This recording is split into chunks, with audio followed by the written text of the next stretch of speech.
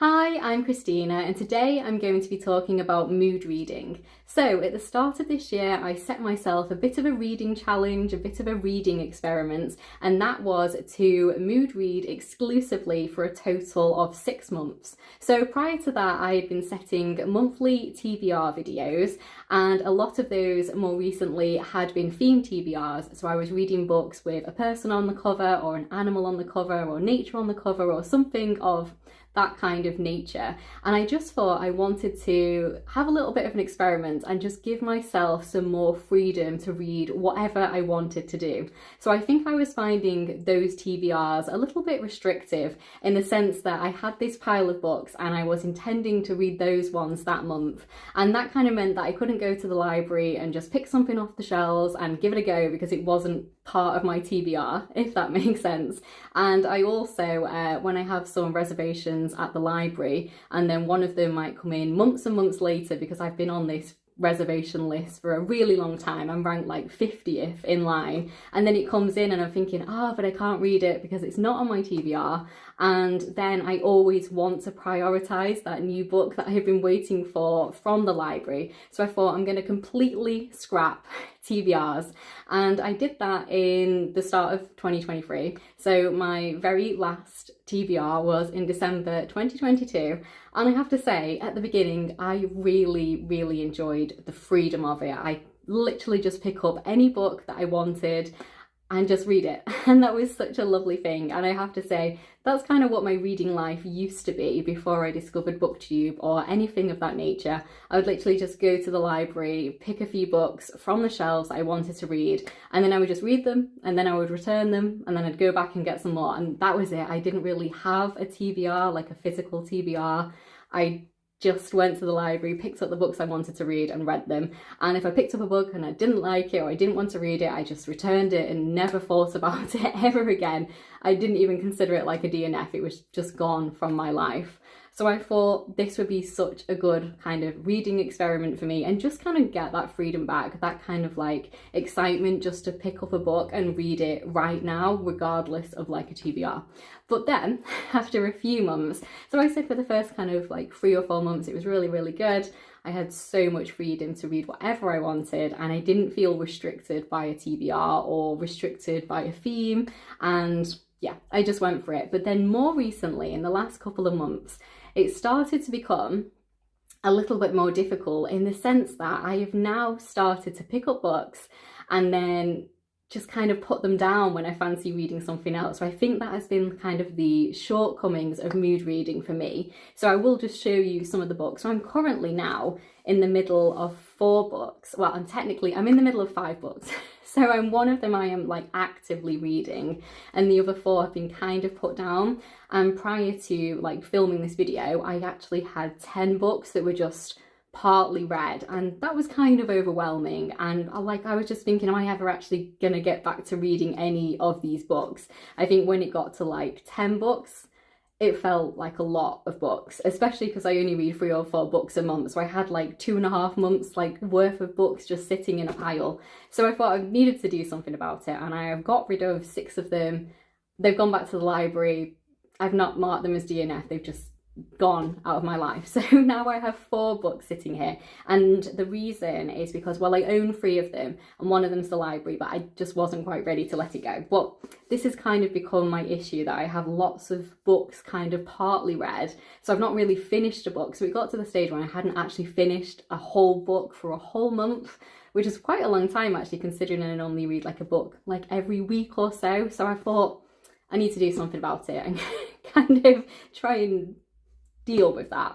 So the ones that I'm kind of currently part of reading is When God Was a Rabbit by Sarah Winman. So I got this one from a charity shop, and I was really enjoying this one. And the reason why I put it down was because we were going on holiday to Italy, and I didn't want to take a book that I'd read half of, because then if I finished it, I wouldn't have anything else to read. Now, when we went there, I barely read anything at all. So it would have been fine to take a book that I have read half of it. So that's the reason I put that one down. And then I hadn't picked it up again because when I came back from holiday, the library had lots of books in, and then again I prioritized them because they were more new releases. So this is more of a backlist book, and that's some of the answer for most of this, that I've put down a backlist book because I'm more excited to read the newer release, which is on me 100%. So the reason I wanted to read this one was because when I read Tin Man by Sarah Winman, it's one of my favourite books of all time. I absolutely love that book.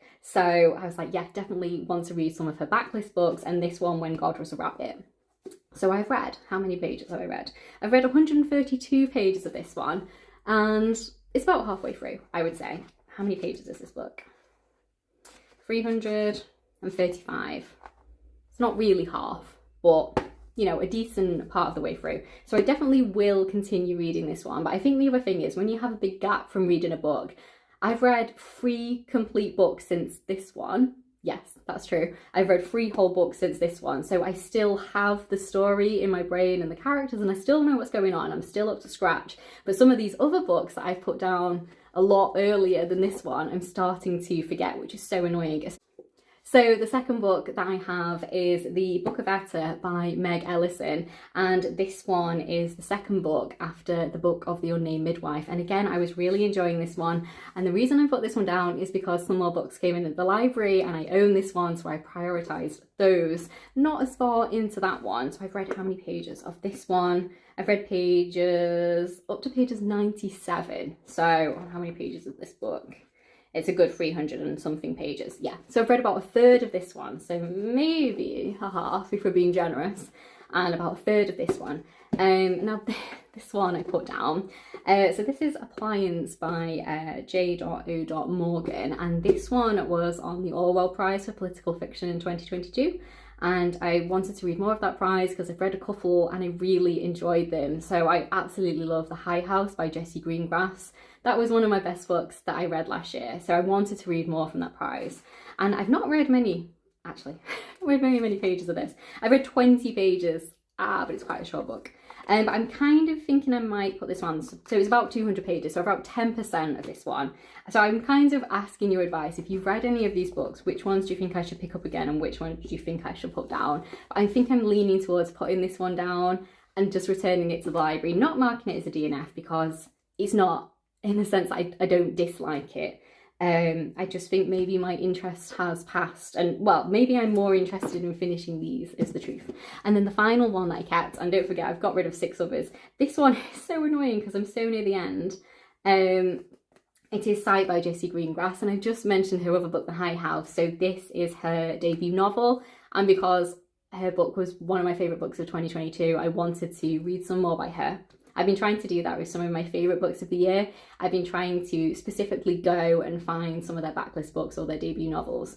So how many pages have I read? I've read so many, and that's what's so frustrating. But what's more frustrating about this one is that I've forgotten.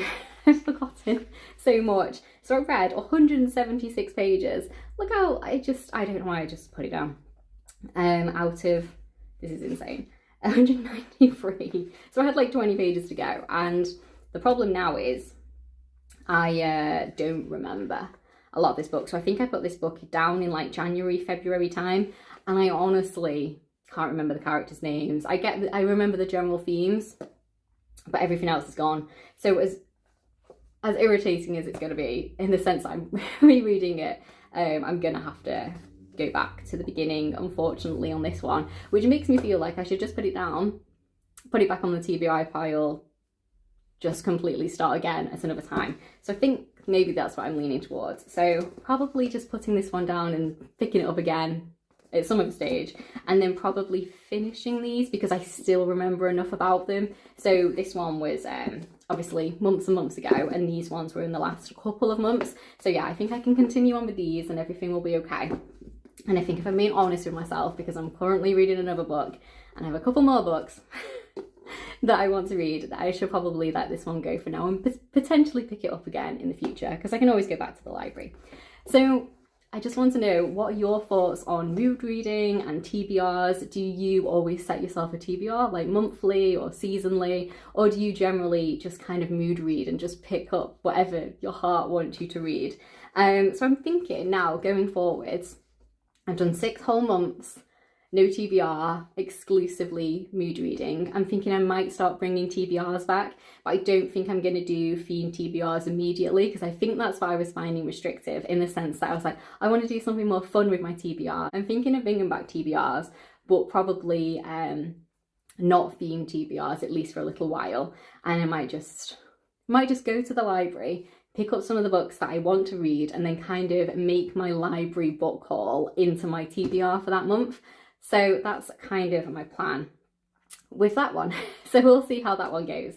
But yeah, I'd love to know your thoughts on mood reading, or if you like reading from a TBR. And yeah, I think it's been a really good kind of like reading experiment for me, like bit of a reading challenge, just to see like how my reading would go. And like overall, I'd say my reading has been really, really good this year. I've had so many really good 5-star books. Like when I was thinking about doing my best books of 2023 so far, I have so many 5-star reads. I'd say I have a lot more 5-star reads than when I was setting TBRs, which is good. But also kind of conversely, I have a lot more 2-star reads as well, which is strange. I'm not quite sure how that's happened. And then I also was not as strict about DNFing books. I was like, I'm mood reading and I wanted to read this book, and now I'm not really enjoying it, but I can't put it down because I'm mood reading, which I need to get out of that mindset. So yeah, I'd love to know your thoughts on this subject, and maybe shortly you'll see another TBR from me, maybe June or July, so we'll see. Alright then, thanks for watching. Please like the video if you've liked it, and please subscribe if you'd like to hear more of me talking about books. I'll see you in my next one.